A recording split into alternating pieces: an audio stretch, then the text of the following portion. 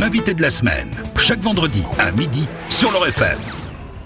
L'invité de la semaine sur l'Or FM, comme chaque vendredi, entre midi et 13h, vous le savez, on donne la parole à un invité pour faire le point sur son actualité. Aujourd'hui, on va vous faire découvrir un bouquin très touchant que l'on a reçu à la rédaction. Il s'appelle Grandir avec son plexus brachial. C'est signé Vincent Glaire qui nous a rejoint en studio. Bonjour Vincent. Bonjour Marco. Alors Vincent, nous sommes ensemble pour parler de ce bouquin que vous avez sorti récemment. Notamment, c'est un témoignage assez touchant qui parle de vous concrètement et de cet handicap qui concerne votre bras gauche. Expliquez-nous tout d'abord, avant toute chose, ce qu'est un plexus brachial.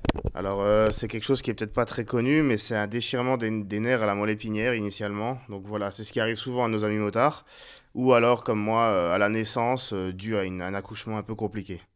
Alors concrètement, cette main gauche, on voit qu'il y a une certaine paralysie, un certain handicap, mais ça ne vous empêche pas de vivre, bien au contraire.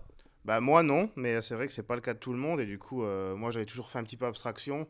Je l'ai peut-être même un petit peu trop dénigré, ce qui fait que j'ai sorti ce livre sur le tard. Mais oui, non, moi ça m'empêche quasiment de rien faire, donc je me donne les moyens de faire, et des fois oui, forcément ça fait naître un petit peu d'énervement ou d'agacement, mais globalement ça se passe pas mal, donc voilà. Alors pour donner des détails à nos auditeurs, concrètement, cette main handicapée, elle vous permet de faire quoi aujourd'hui? Est-ce que quand même le poignet bouge, les doigts bougent, ou est-ce que c'est une main qui malheureusement reste à 90% inactive? C'est plus proche du 90% inactif, ouais. Je peux pas bouger le poignet, les doigts, le coude très peu, et l'épaule est fonctionnelle, mais bon, on n'attrape rien avec l'épaule, donc forcément, c'est pas une aide très utile.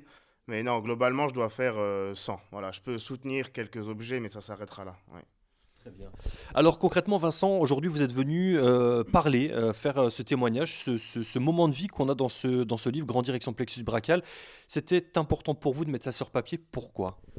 Alors, on m'a posé la question à plusieurs endroits, mais en fait, il y a eu plein de choses. Et c'est peut-être une accumulation de plein de choses ces dernières années. J'ai eu envie d'écrire un petit peu quelque chose. C'est une idée aussi qui était dans ma tête depuis plus jeune, mais il fallait du recul. Donc, et à la suite, en fait, du décès de mon papa, je sais pas, il y a eu beaucoup de chamboulements, je pense que c'est normal. Et j'avais qu'une envie, c'était d'écrire, alors je ne suis pas écrivain. Alors j'ai commencé à l'écrire, et puis l'inspiration était là, et le vécu, donc ça s'est fait tout naturellement. Et après, voilà, je l'ai envoyé à des maisons d'édition, et je me suis pris au jeu, en fait, voilà. Il y avait eu certainement une double volonté, la volonté pour vous de parler du handicap qui vous touche depuis la naissance, Vincent, et puis faire connaître ce handicap qui est peut-être encore mal perçu, mal connu. Bah, en fait, là, l'idée, oui, c'était d'aider à la base, hein, parce qu'il n'y avait pas forcément d'autres, a priori, ou d'autres idées cachées derrière tout ça, mais je voulais aider parce que j'ai eu l'occasion de parler avec des gens pour qui ça se passe pas bien, ou c'est pire, ou voilà, ou qui arrivent pas, ou qui se sentent un peu seuls, comme j'ai pu l'être, et ça va un peu mieux depuis que le livre est sorti, en fait. Et depuis le 25 mai, là, j'ai pu parler avec des gens du monde entier qui l'ont acheté, donc au Canada, en Afrique, en France. Et il y a même il y a un garçon qui a acheté le livre pour le lire parce qu'il s'est cassé un bras. Et en fait, il a dit plus jamais je me plaindrai parce que bah, lui, ça va être quelque chose de ponctuel. Mais il m'a tiré son chapeau parce qu'il a dit lui, il a un bras cassé depuis là 15 jours et il galère sévèrement. Donc là, ouais, ça. Mais tous les retours que j'ai eus sont très bons et de tout horizon différent. Donc c'est super agréable. Ouais. Alors, Vincent, vous êtes un homme plein d'énergie parce que ne serait-ce que sur votre page Facebook, on voit tout ce que vous accomplissez. Vous êtes limite hyperactif. Il y a plein de choses. On reviendra d'ailleurs en détail sur une petite vidéo, un petit film que vous avez fait en deuxième partie dans l'invité de la semaine. Quand on est atteint d'un handicap comme le vôtre, écrire un bouquin, ça doit demander un effort assez particulier de témoigner, de parler quelque part de ce handicap. Ça doit être assez particulier.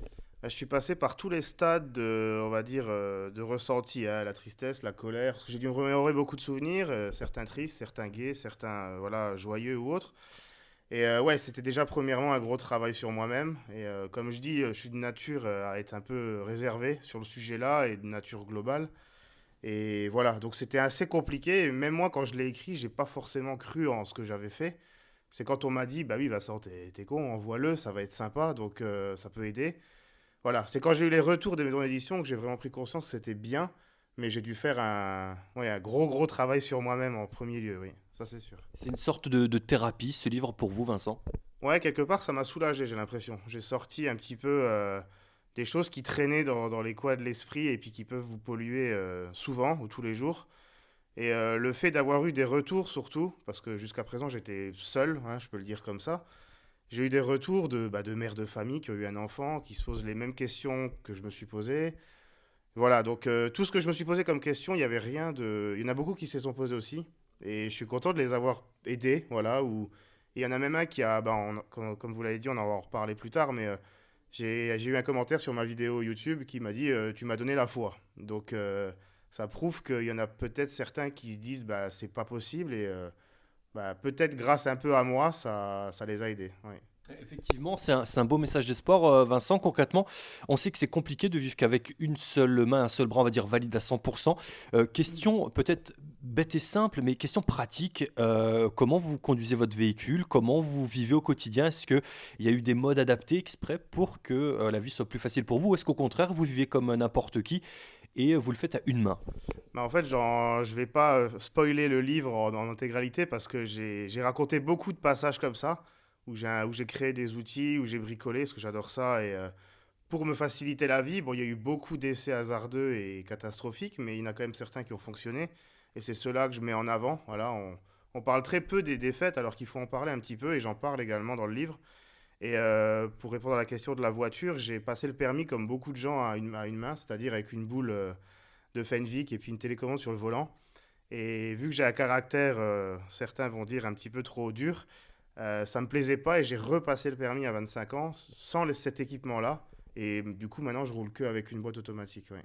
D'accord. Avec une boîte automatique, et d'ailleurs la voiture, ça fait partie de vos passions, si je ne m'abuse, Vincent. On en parlera notamment dans la deuxième partie de l'invité de la semaine. Vous restez avec nous en studio et vous aussi sur l'Or FM.